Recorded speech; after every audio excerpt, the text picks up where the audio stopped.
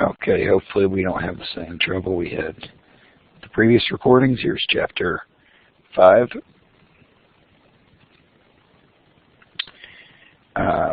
Again, this is going to be abbreviated. We're going to cover a lot of information that we've already covered in chapter 3.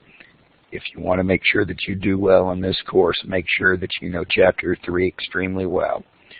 So, we're drilling down into profit sharing plans now. Chapter 4 was about pension plans. Chapter 3 gave a fairly high-level overview, but we went into a lot of rules for all sorts of qualified plans. There's going to be information here that's presented that's not new information, but we're going to drill down a little bit more and get into it. Okay. So here's some more information about profit sharing plans. Again, we talk about 7 types of profit sharing plans. They aren't actually really different types. The profit sharing plan, or the standard allocation profit sharing plan here, and the age-based and the new comparability plan, and also the integrated profit sharing plan are just ways of skewing benefits. They're just ways of skewing, of allocating benefits. The standard allocation is not skewed. It's just a standard allocation. We'll get into an example of what that means. And we'll talk about how you might conduct those calculations.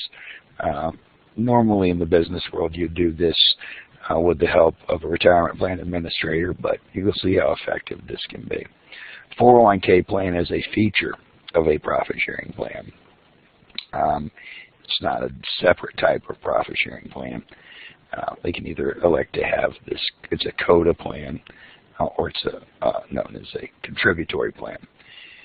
Stock bonus plans and employee stock ownership plans are just funded with employer securities, typically employer stock. So, characteristics of profit sharing plans: they are defined contribution plans, so they're going to have all the rules that govern defined contribution plans. So those things like it doesn't have mandatory funding. The maximum contribution is 25% of covered compensation in aggregate, or up to $52,000 per employee. All those kinds of things, those are defined contribution plans. The employee has the investment risk, all that sort of stuff. Because it's a qualified plan, it must be non-discriminatory. Here's some new terminology. All that we've talked about so far is not new. Some new terminology. It's either contributory or non-contributory. A COTA plan would be contributory. The employee contributes. So if it's a contributory plan, that means that it is a 401k. If we're talking about contributory profit sharing plan. A non-contributory plan is the employer is the only one that makes the contributions.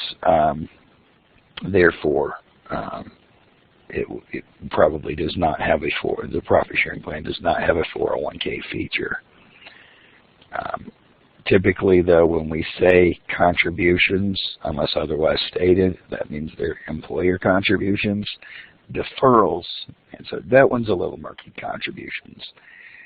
Deferrals, on the other hand, means that is employee money, that you're deferring your salary. We'll get into more information on that here. When must contributions be made? Without specifying, we're talking about the contributions that must be made by the employer by the due date of the company's income tax return.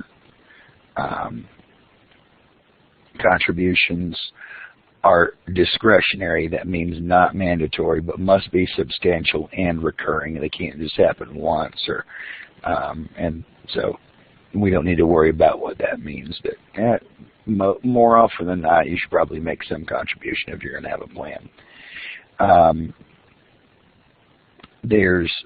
The company does not have to be profitable in order to make a profit-sharing contribution. So just because it's profit sharing, the company does not have to be profitable. That's often a test question people get tripped up on. Because it's a DC plan, it's limited to 25% of employer covered compensation. Because it's a DC plan, $52,000, not including deferrals, but not catch-up deferrals. So catch-up above age 50, typically in the 401k. Not catch-up deferrals, which is an additional $5,500. So the maximum that somebody that's age 50 or older during the plan year is actually $57,500. So in a profit-sharing plan, there could be a standard allocation, which is equal percentage to all participants. We're going to see an example here in a minute. Social Security integration. We talked about this a little bit in the previous chapter. We talked about excess and offset methods. Here we're going to be focusing on the excess method because we're talking about a defined contribution plan. And then age-based profit sharing or age-weighted profit sharing plans. There's also new comparability or cross-tested, which means the same thing. I'd like for you to add that here on slide 6, new comparability or cross-tested. We'll get to this more. I just want you to understand that this is something else that can be done, and we'll get to this more on slide 11 or 12, something like that. We'll talk about that. Okay, here's a standard allocation example. You'll note that down here the overall employer contribution here is, again, this is not a COTA plan, so is $52,250. Let's say that's what the employer says. This is how much money I want to put in.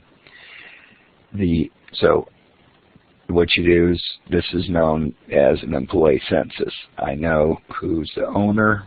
So this person owns, probably without further information, I would assume this person owns 100%, and these other people, A owns 100, B through G owns 0. I want to know their age. I might need to know, if I wanted on this, their years of service when they started, if they were full-time or part-time. This is kind of an abbreviated, condensed thing, just for simplification for these purposes. So, but you need to gather this sort of information in order to conduct analysis. Typically, a retirement plan administrator will help you do this in order to come up with a proposal for a business owner of, okay, these are some options and this is what's recommended. So if you did just a standard allocation, in order to get there, we could say, all right, we've got $475,000 that's covered compensation, and so we just adding up all the compensation of all the people, it's $475,000. You can put $52,250 in there, and so we can say, all right, that's 11% total. Everybody gets the same. This is a standard allocation. Owners often want to see what percentage of the money, particularly small business plans, what percentage of the money stays in my pocket or my family's pocket. You might also have a spouse that works in the business as well, or children that work in the business. What percentage stays in my pocket or in my household's pocket? So that's some good information to have. 42%, not bad. Still gets a lot more than anybody else, but less than half of the money stays in the owner's pocket. By the way, I want you to be thinking about this. What if we were considering everything stays the same, but the covered compensation was, the owner's compensation was $300,000, not covered, but the owner's compensation. At 11%, you might think that was $33,000. Let's take this to 62, increase the owner's contribution percentage significantly. Actually, that's not how it would work, because we cannot consider the full 300. We can only consider the first 260,000 as covered compensation. So that's how it will work. You do 11% times 260. Just wanted to point that out. You might see that on a practice problem, okay?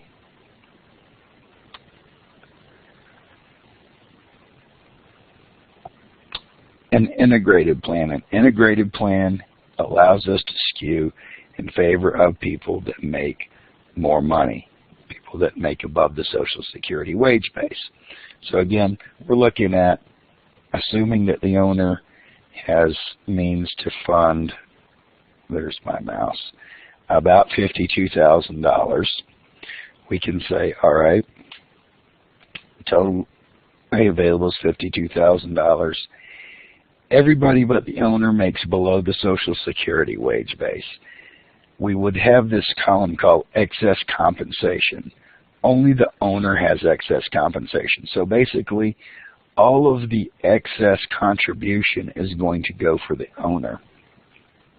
So if we do that, we'll figure, all right, $200,000 minus the base compensation, the Social Security wage base, the excess compensation then is $83,000.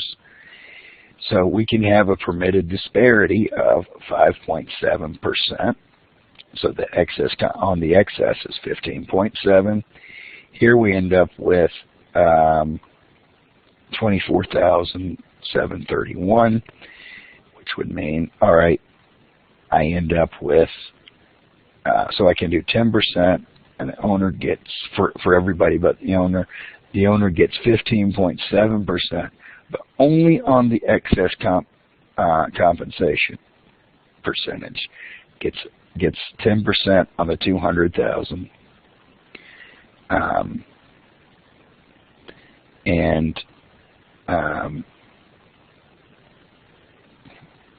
I'm sorry, gets 10% on the 117,000, and then gets 15.7% on the excess compensation. So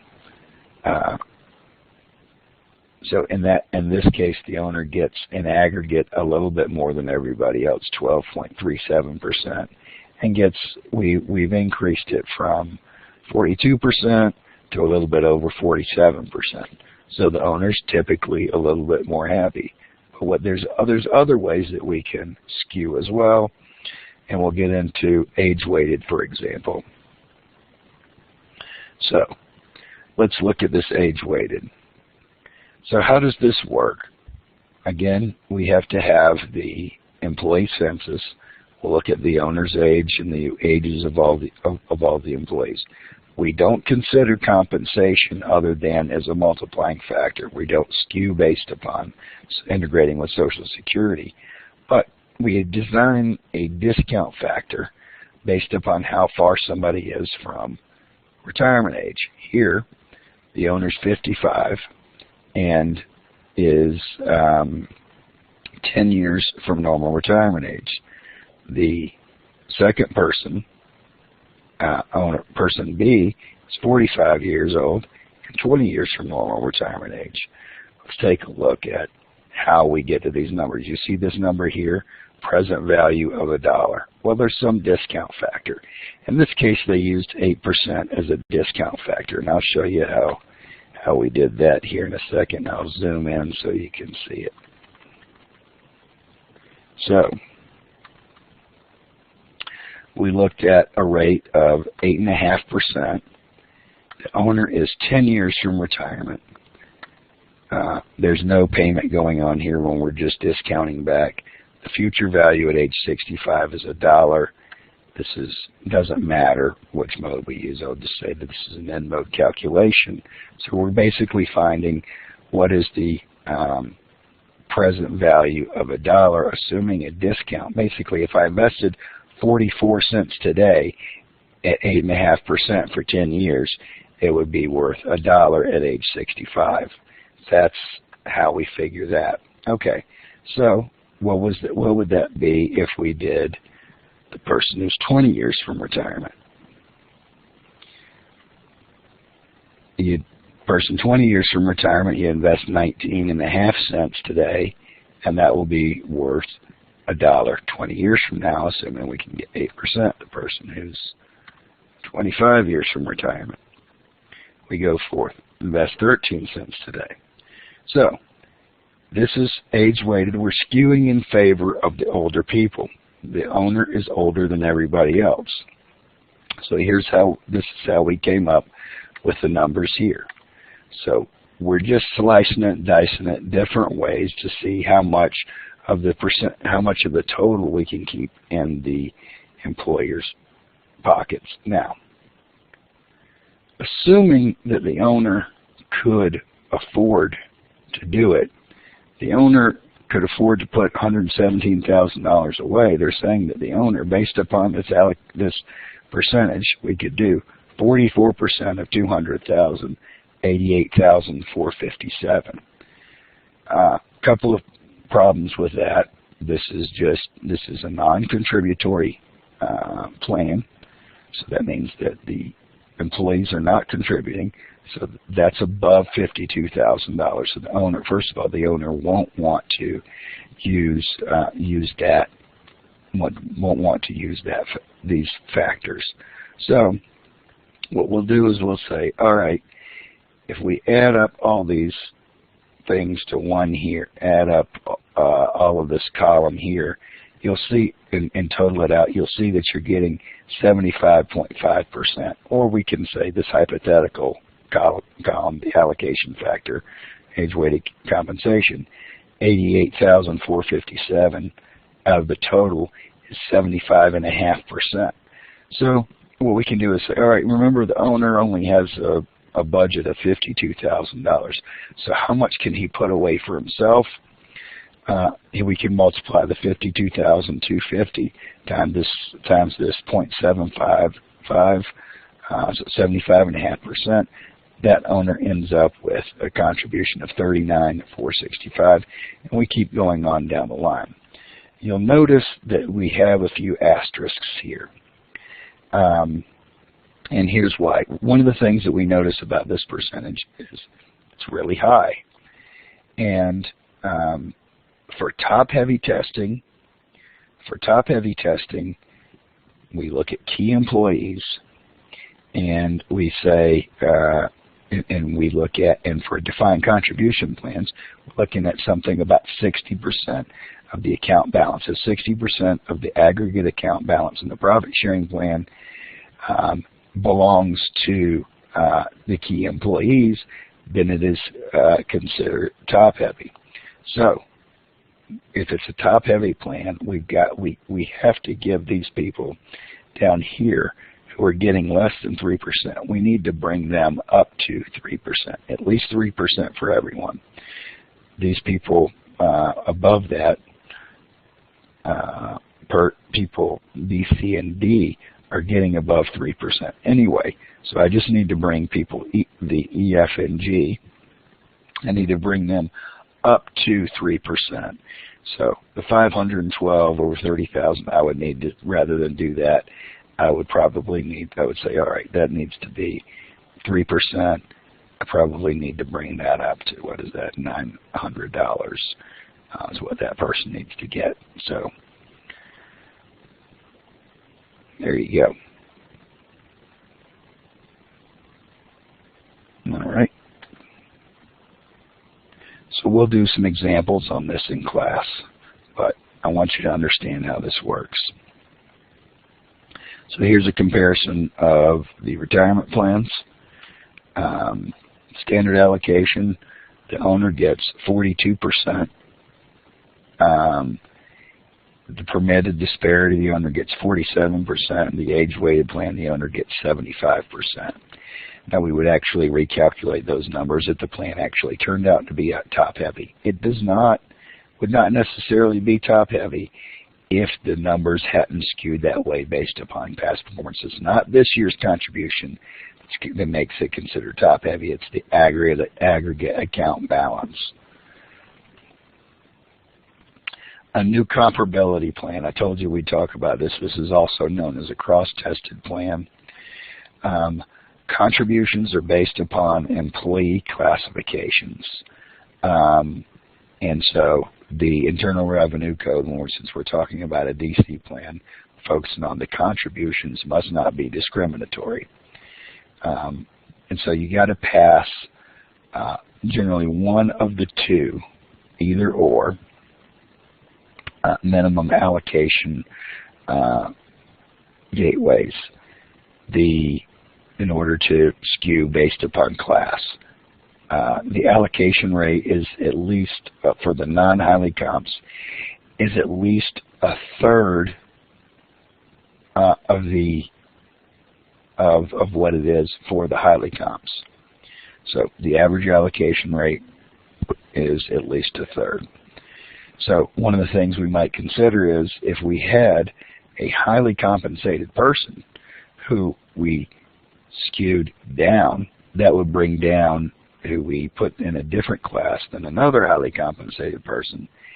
That might bring down the average highly compensated so that we could give less to the non-highly compensated. Or you give the non-highly compensated an allocation of at least 5%. Highly compensated, that would mean, in this case, that 15% is going to, using rule number 1, that would mean 15% going to the highly compensated. So it just has to pass one of those, though. So that's for new comparability. Again, I'd like to continue about new comparability. I can do this based upon, let's say, location of my company's location. Let's say I have an office in Wayne and an office in Totowa, and I want the office location in Wayne to get to be treated as one class versus the one in Totowa. I can do it based upon job function. What duties does this person perform? This is based upon the duties, not just the titles. So that's new comparability.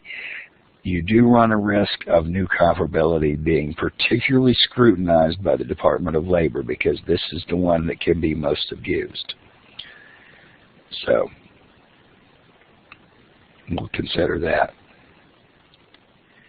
Cash or deferred arrangements, 401ks. So this is the feature of the profit sharing plan, the 401k, that makes it a COTA or a contributory plan. This means the same thing.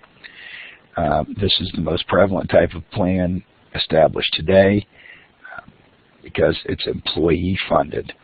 One of the things that I'd like for you to you can do it. You can attach it to a standard profit sharing plan or a stock bonus plan. So, which is one that's one of the ones that's funded with employer securities. Okay.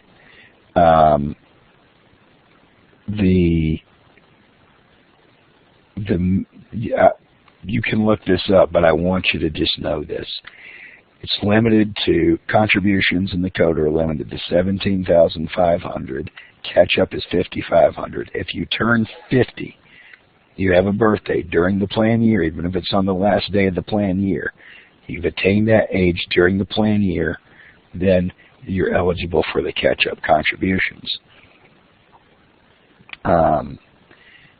In 401ks, the employers may, but are not required to, match the employee's deferral.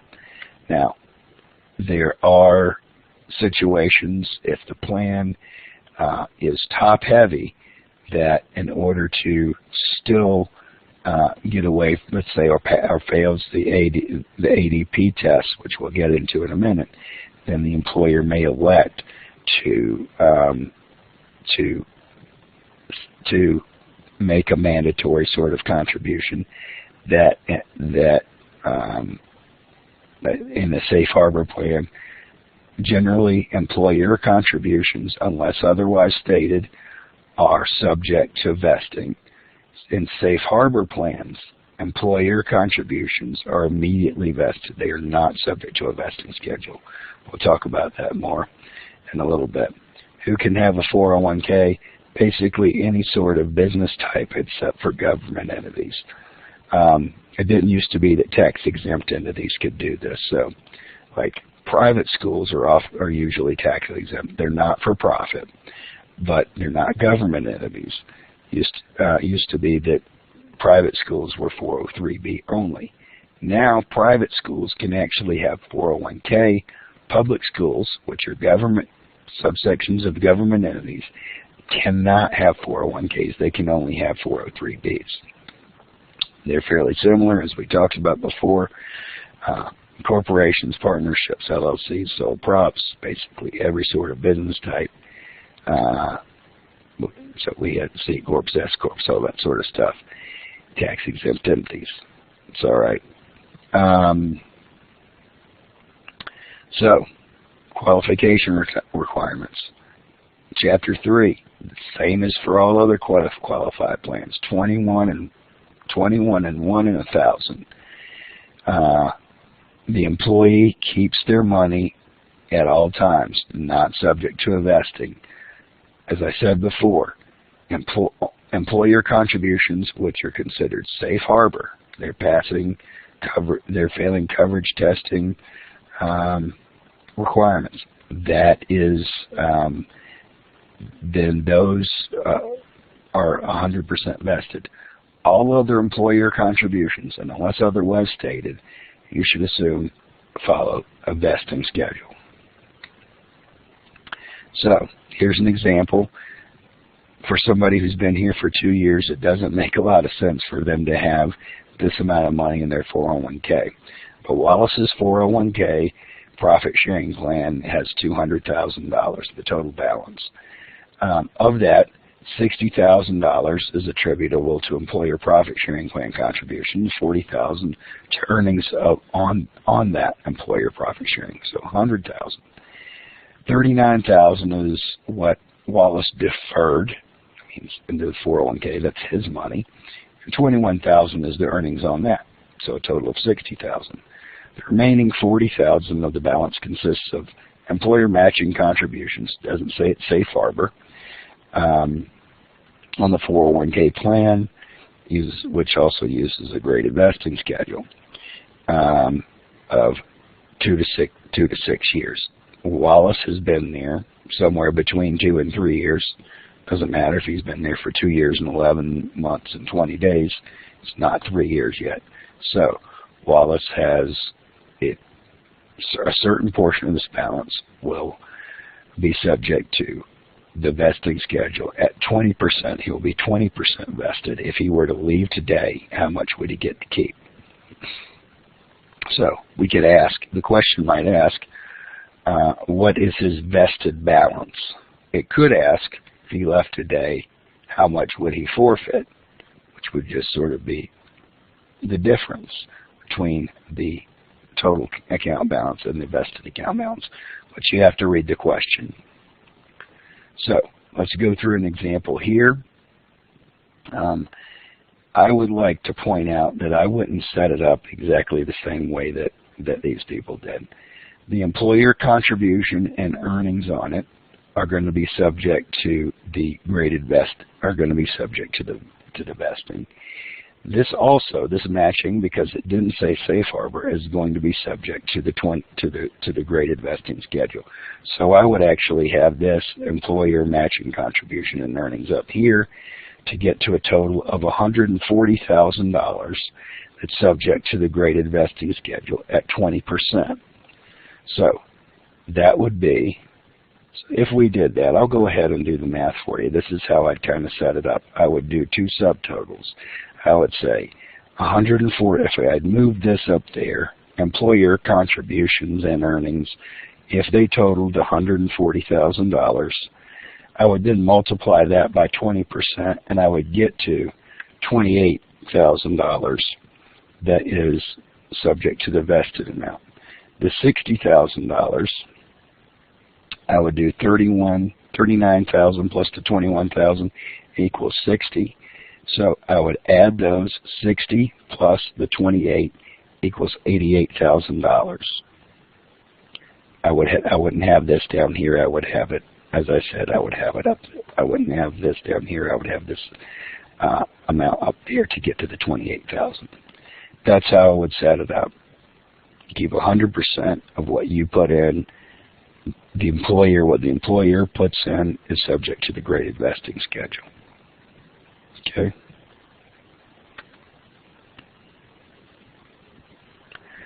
Contributions to quotas. So we talked about this 17.5 $5,500. It is subject to payroll tax. Employer contributions are not subject to payroll tax. This is a key piece of information. Here, when we say after-tax contributions, what we're talking about, we're not actually, even though Roth is after tax, it's subject, we are, the money that grows in there basically grows tax-free forever in the Roth account. We talk about after-tax contributions here. What we're talking about is after-tax contributions to a non-Roth account. So this creates basis in a non-Roth account. The growth for after-tax contributions, just like after-tax contributions in the traditional IRA, the growth will be taxed at ordinary income. The basis will not be taxed because you will have already paid taxes on that before you put the money in. So that's what we're talking about here when we say after-tax contributions. Roth contributions you put in after tax, and then when you take it out, you don't pay tax. You don't pay tax on any of it, on the basis or the growth. Once you put in or the growth, both of them, however, are subject to payroll taxes.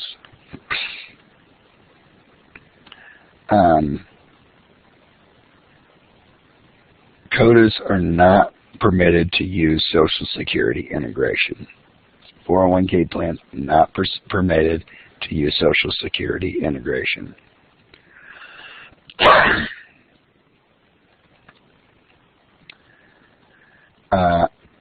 So employer contributions need to meet the ADP or ACP tests, and we'll get into an example of what that means in a few minutes here. Here's an example of comparing Roth accounts in qualified plans versus Roth accounts. And again, Roth accounts, these are only in COTAs, and it's not just in qualified. They can be in 403Bs. They can be in 457s. They're only going to be in COTAs. So 401k, 403B, and 457. These plans work a lot like Roth IRAs, but they are subject to different rules. Pay attention to this slide. There are a lot of key points that are made on this. Multiple test questions. So, anyone under the earned income limit, and we'll look at that here on the next bullet point. So there are phase outs for the Roth IRA. There are no phase outs. Anyone, regardless of their compensation, can contribute to a Roth account if they are a participant in a plan that offers this, either a 401k, a Roth 401k, a Roth 403b, or Roth 457, where they work. So, annual limit is $5,500 for 2014 in a Roth IRA, plus $1,000 catch-up. Same thing as is in a traditional IRA. The phase-outs are $114 to $129 for single, $181 to $191. I wish they probably should have put that information of what the phase-outs are up in this bullet point. $5,500 to $1,000. And then the limits here are $17,500 for under age 50. If you turn 50 or older during the plan year, you can do an additional $5,500.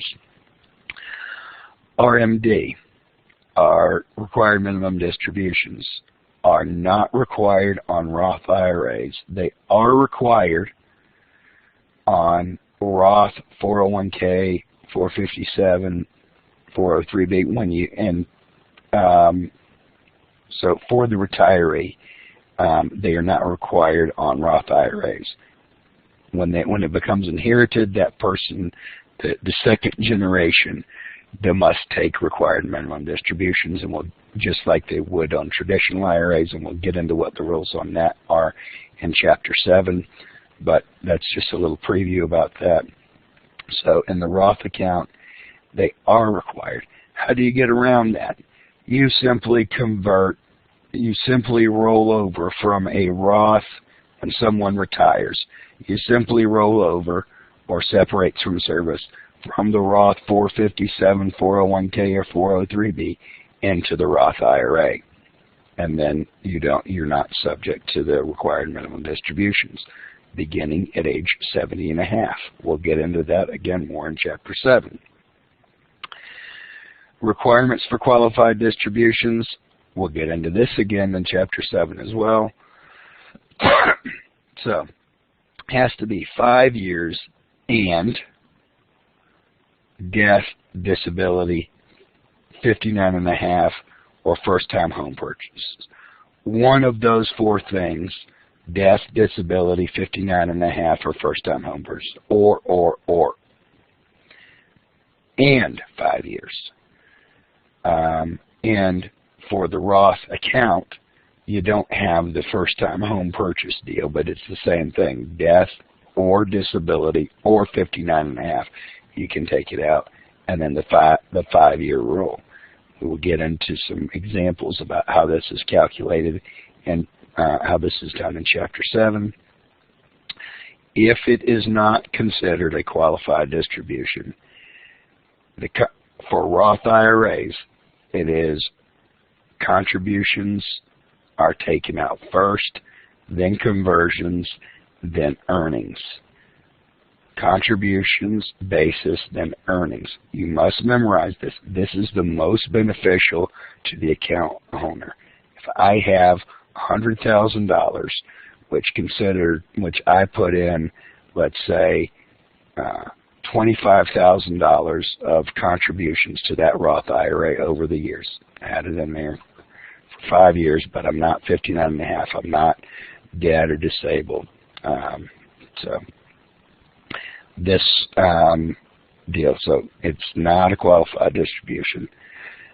If I take some money out, I've got $25,000 of that. Let's say I've got another $20,000 of conversions and $55,000 of growth. I can tap into,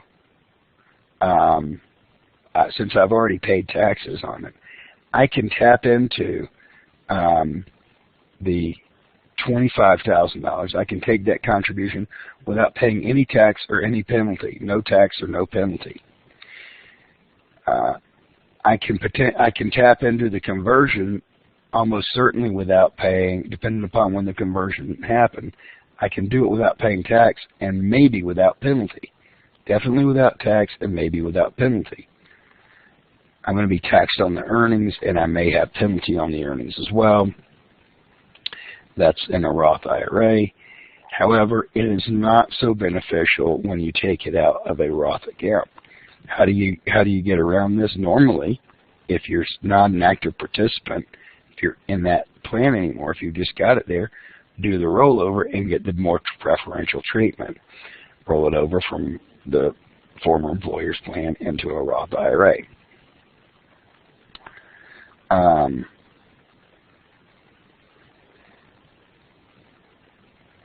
So in-plan Roth rollovers are permitted. Rollovers are basically permitted for either one. Recharacterization. Let's focus on what this means. So there's something called a Roth conversion. And so let's say you have $100,000 in your Roth IRA, in your traditional IRA or your traditional 401k, and you want to put that into and you would rather have that in a Roth account, because if you were in a Roth account, it would be taken out income tax free. So you only do this when you have enough money to pay the taxes out of pocket. So I've got $100,000 in my traditional. I rename it. I say, okay, I want it to be considered Roth. If I do this in a plan, my company has to now have a Roth 401k. And I say, okay, now I want these to be considered Roth assets. So you do a Roth conversion. And so you pay the 35, let's say you're in the 35% tax bracket, you pay the $35,000 out of pocket, lock in your tax rate now, but now you've got the full $100,000 now still in a Roth account. And whatever it grows to, you're never going to pay taxes on that money again, assuming you take it out for a qualified reason. Now, Roth IRA, and Roth 401k, to what I've described to that point, it works just the same. But now let's say that we had a really bad year in the market, and the market's down 50%, the market value's down 50%. You're the financial planner. You told them to convert from traditional to Roth, and they paid $35,000. Now to have only $50,000 in Roth account money. So your clients don't like you at all because you lost them money and you gave them a big tax bill. But in the Roth IRA, I can recharacterize and then reconvert. I can say, psych, I didn't really mean to do that. I'm going to pretend like I didn't do it. Give me my $35,000 back. Now I'm going to, so I recharacterize it back to traditional IRA, and then I reconvert it at $50,000, cut my tax bill in half if I'm still in the 35% tax bracket. Now I only pay $17,500. I can't do that in a Roth 401k. So lots of times in retirement plans, people will do conversions a little by little, because kind of dollar cost averaging on their conversions, because they don't know when it is. You can actually lock in pretty close to the lowest rate by recharacterizing and reconverting every time the market goes down effectively. So that's what makes a lot of sense from a tax planning standpoint. That's something that you need to pay attention to as a financial planner if you ever are recommending any Roth conversions for your clients. I'm going to test you on it. Okay. So we talked about it. Contributions currently not subject to income tax. That's key, except in the case when life insurance is put in there. The deferral contributions are subject to payroll tax. Employer contributions are not. No new information here. This just summarizes that. Non-discrimination testing. Let's focus on the ADP. You got to pass one or the other. If you don't pass ADP, you can see if you can pass ACP. Almost always, if you fail ADP, you're going to fail ACP, and we'll talk about why in a minute. ADP is what we always talk about. Actual deferral percentage. This is in a 401k plan, so we're looking at this. And again, we only have to do this if there are any in qualified plans. 403b plans don't have to do this unless they fall under ERISA, because there's some employer contribution. Non-employer contribution 403b plans don't have to do this. Only 401k plans do. So we're comparing the highly compensated to the non-highly compensated plans. So and highly compensated to the non-highly compensated employees. So from 0 to 2%. If I have, for example, a non-highly compensated person gets 1%, the highly compensated person can get 2%, 2 times. Once we cross the threshold of 2%, it's either 2 times or 2 plus. It's the same thing. 2 plus 2 is 4. 2 times 2 is 4. So at that threshold, it's the same thing. Between 2 and 8, it's 2 plus. So if my non-highly comps are deferring 3% into the 401k, my highly comps can defer 5% without failing the ADP test. If it's 6%, they can defer 8%. If it's 7%, they can defer 9%. Non-highly comps, highly comps can only do 2% more than highly comps in this case. Once we get to 8%, again, that's the threshold. It's either plus 2, 8 plus 2 is 10, or 1.25 times 8, 1.25 times 8 is 10. It's the same thing. Above 8, the rule is 1.25 times. So if my non-highly comps are deferring 10%, my highly comps can defer 12.5%. So this is the way we're doing on testing, and we'll look at an example of how this is done. You need to understand what this is saying. I would like for you to be able to draw a grid if I give you an example. If I say 1%, 3%. 1% for the non-highly comps. No, not 3%. It's 2% for the highly comps. 2%, 4%. 3%, 5%. 6%, 8%. 8%, 10%. 10%, 12.5%.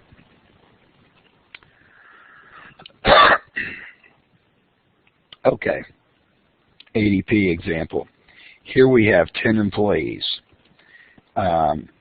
Person A owns 60%, person B owns 30%, C, D, and E own 5% or less. F through J don't own any percent of the business. A and B both make a significant amount of money. They would be considered highly compensated anyway because they own greater than 5%, and they are in the top 20%. Person C, based on compensation, would be considered highly compensated, not based on ownership because person C does not own greater than 5%.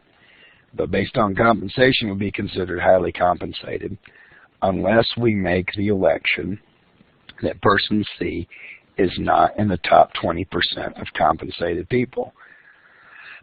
Well, they rank number 3 out of 10, so they would be in the 30th percentile. So we can choose to treat that person either as highly compensated or non-highly compensated, and we'll see which one is more beneficial in a minute.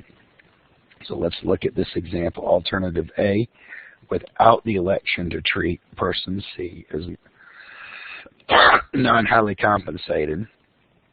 We've got the highly compensated people deferring 5.5%, 7%, and 10% on average. That averages out to 7.5%. Okay? The non-highly compensated people then are doing 10, 5, 10, 0, 4, 0, 2.5. That averages 4.5%. Between 2% and 8%, the permitted difference is only 2%. It's plus 2. So non-highly compensated versus highly compensated. Here we're more than plus 2. We're actually plus 3. We have failed the ADP test.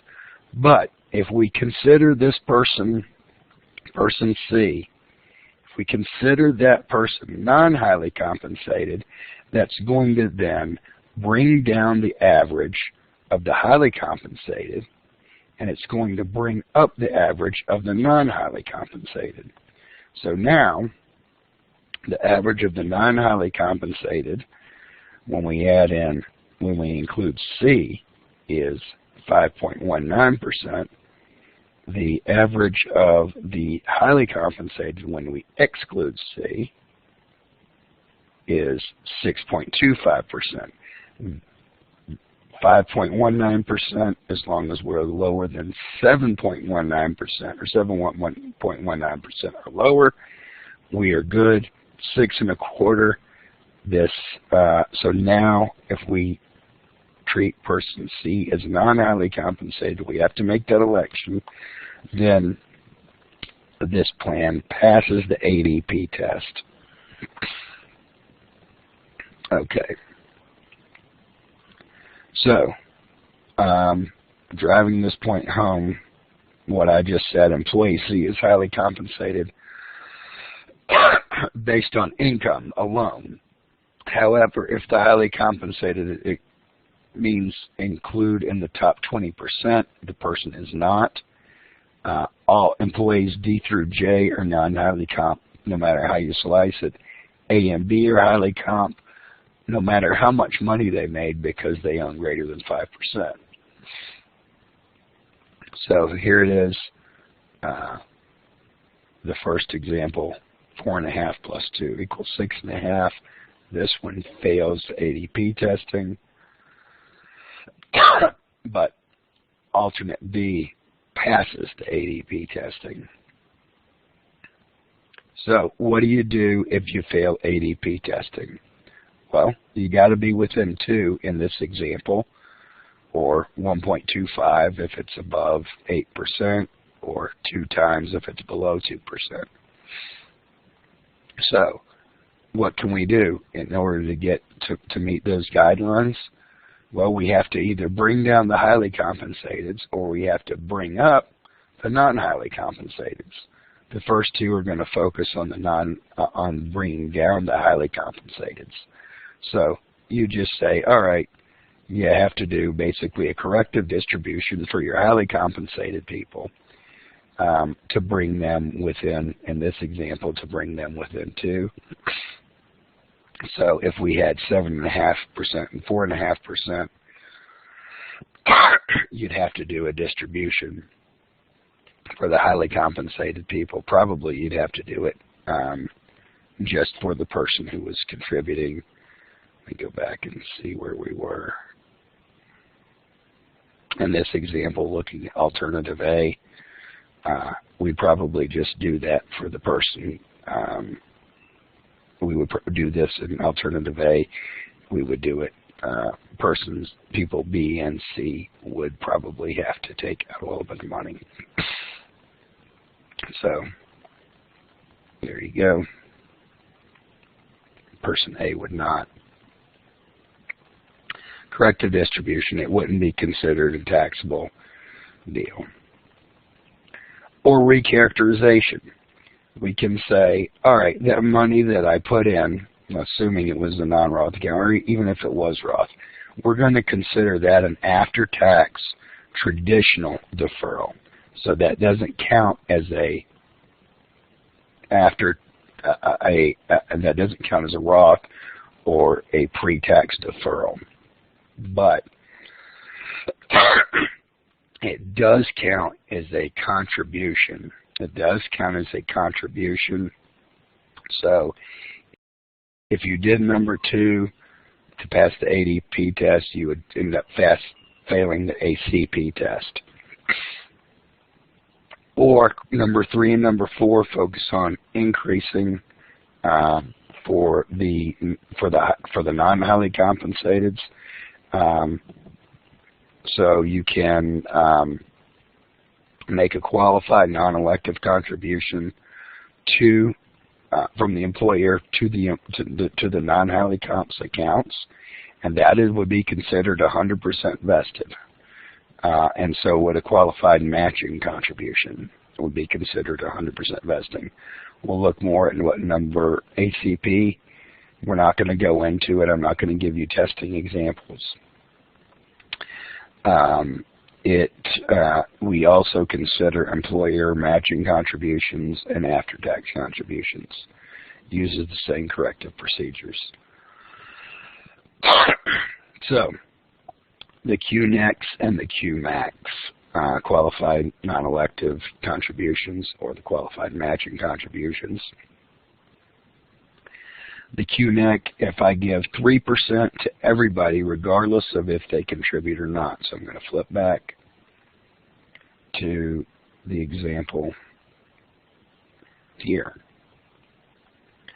So, everybody would get 3%. People G and I who didn't contribute anything would get 3%, $750. H would get 750, even though they're already contributing, and person J would get $700, regardless of how much you contribute. They would get, even though person J only contributes 2.5%. So the maximum that you're on, if you don't know how much is going to be contributed, the maximum that you're on the hook for is 2.5%. But here, looking at what the people are doing, it would be better to do the qualified matching contribution, which is, again, 100% of the first 3% and 50% of the next 2%. So, in this case, looking at, let's just look at the people D through E. Qualified matching contributions, I'd have to do 4% for person D. I'd do 4% for person E, 4% for person F, nothing for person G, 3.5%, I do 50%, 100% of the first 3% and 50% of the next 2%. So in this case, it's just one more percent, 3.5%, nothing for person I, and 2.5% for person J.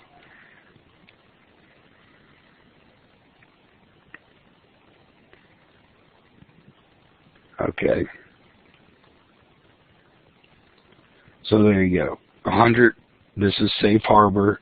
If you can be safe harbor and you don't even have to pass the ADP or ACP test, but you only would elect to do safe harbor if you thought that you were probably going to fail.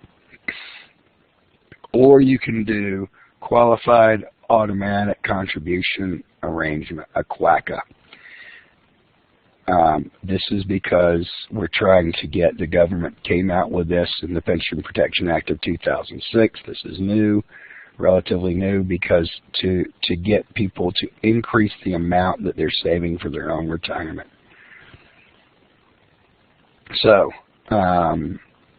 this is also considered a safe harbor type deal, meaning that you wouldn't have to, meaning that you would not have to pass the ADP test. Employer matching contribution, 100% of the employee elected deferral up to 1%, and 50% above up to the 6%. So that's 3.5% of the next 5, basically, right? So 2.5% of the next 5%, so up to 3.5%. But what happens is you automatically enroll people into the plan. Now people can say, no, I don't want to be, but they automatically are enrolled unless they opt out. And you got to start them off at least 3%, and then increase it to 1% a year, and at least until they get to 6%. You can keep increasing it all the way up to 10% if you want to, but you don't have to. This is the employer's discretion. Now, the employee can always increase it or decrease it or opt out, and that's fine. There's a 2-year cliff, so on these contributions. So not immediate vesting, unlike the safe harbor. There's a 2-year cliff. So this is a little bit better. Again, employees automatically keep what they put in, but there's a 2-year cliff on this. Probably you would only do it if you're just trying to look out for your employees to encourage saving behavior, or if you thought that you were going to be, if you were going to fail the ADP or ACP test, then you would probably do this sort of thing. So this is a pretty neat idea to encourage people, employees, to save more for their own retirement. We'll discuss plan loans in Chapter 7, which is about distributions. It's an important chapter. There's a new plan called the DBK plan, and there's all this sort, we talked about the top-heavy testing and the 60 and the 70 tests that you have to do in safe harbor. This is automatically safe harbor. Automatically doesn't have to do ADP testing. Automatically doesn't have to do top-heavy testing. If you adopt this as sort of a prototype plan, cookie cutter, off the shelf, you got to meet these rules, kind of like the QACA that we just talked about. But this is a combination for smaller employers, between 200 and 500 employees, to make it a little bit easier for these small to mid-sized companies to offer defined benefit plans in addition to their defined contribution plans.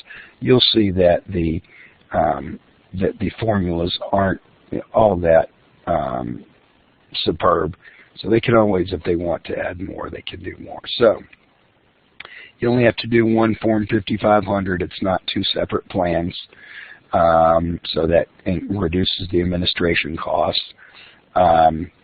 It automatically meets the ADP and ACP requirements. You don't have to do that test. You don't have to do the top-heavy testing. So those are a lot of the benefits. So you don't have to do that stuff. On the defined benefit portion, so we've got a DB portion and a defined contribution portion. We've got a 401k piece of it. So if you choose the DB plan, you do 1% times years of service up to 20%. It's capped out there. Or you can choose the cash balance, basically a CBK, right? You can use the cash balance, which gives, for people 30 or younger, you do 2% of salary. Between 30 and 40, you do 4%. Between 40 and 50, you do 6%. Anyone over 50, you do 8%. So you don't get a chance to customize it. This is what it is. And then the salary definition, average of consecutive years, normally 3 to 5 of compensation with the greatest aggregate compensation from the employer, highest compensation. And then vesting, it follows the cash balance no matter what, of 100% of 3% years of service. Automatic enrollment to 4% unless they opt out. There's an employer match, 50% up to 4%. The max is 2% that you can do. And the non-elective contribution, so that's, again, that's just on that side, considering that's less than traditional safe harbor. Non-elective contributions can be made in addition to the employer match if you want to. And then vesting, 100% for employer matching contributions and 100% for non-elective contributions after 3 years of service. So again, the 3-year cliff. So that's normally what they'll use. They'll use the 3-year cliff for this DBK plan. This is something that was new, that was created as part of the Pension Protection Act of 2006. I didn't practice very long after that, and I think the Pension Protection Act of 2006, it kind of kicked in 2008. I don't know if there really are a lot of these out there or not. I would think that employers that have enough cash flow that they want to do DB plans, this would be too limiting. I think most employers don't want to do DB plans, and so it would be a little bit too costly. That would be my guess, but we'd have to ask some plan administrators. We'll talk again more normal distribution options discussed in Chapter 7. Profit sharing. There are hardship distributions out of profit sharing plans for medical expenses, funeral expenses, and purchase of principal residence. But that would not be considered qualified potentially. And no other, and under the hardship distributions, no other, you got to be able to show that, hey, I didn't have the money from it available in some other source. From a planning perspective, you shouldn't take the money out of here unless it's not available from some other source. And it may be subject to early withdrawal, income tax and early withdrawal penalties. If you meet the hardship requirement, it will be still be subject to the income tax, but not the early withdrawal penalties. That's the way that if you don't, it's still a free country. You can take the money, but you will be subject to both income tax and early withdrawal penalties. Thrift plans are qualified like. They're not qualified plans. They're much like 401k plans for employees of the federal government. So people in the military and civilian contractors have thrift plans. 17.5 plus the 5,500 catch-up is the maximum, and they can put in almost all the thrift plans. There's no matching, but I guess some government agencies do allow that, some employer contribution. That's it for Chapter 5.